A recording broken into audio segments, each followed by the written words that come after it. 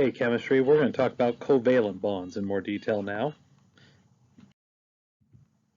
Remember that covalent bonds are situations in which atoms are sharing the electrons between them so that those electrons can count toward both atoms' octet rule.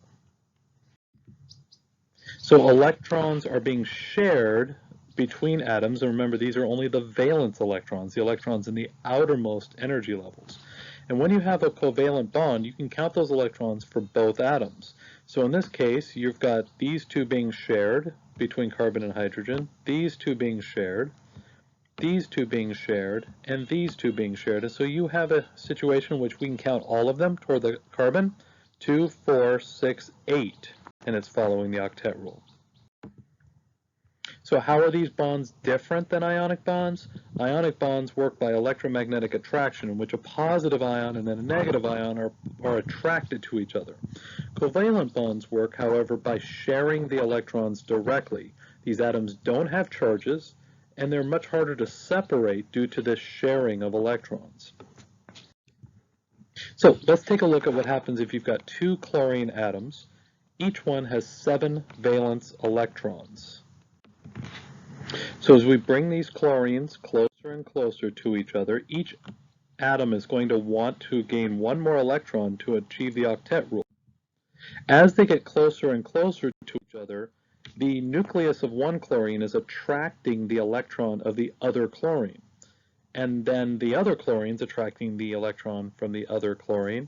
And so as they get closer and closer to each other, you get to a point where they are pulling on the electrons from both atoms with equal force. At this point, we say that each chlorine has achieved the octet rule. This chlorine has 8 electrons around it. This chlorine has reached the octet.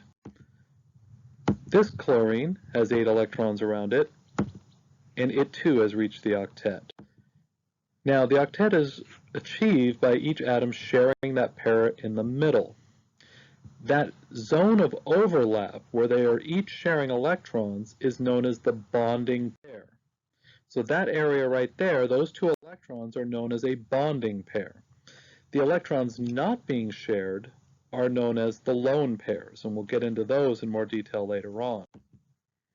Now we can replace that bonding pair with a line when we're drawing it on a piece of paper, and we call that a single bond. The single bond, that line that we use, represents a bonding pair. It represents 2 electrons. So this is what the chlorine molecule looks like, the Cl2 molecule.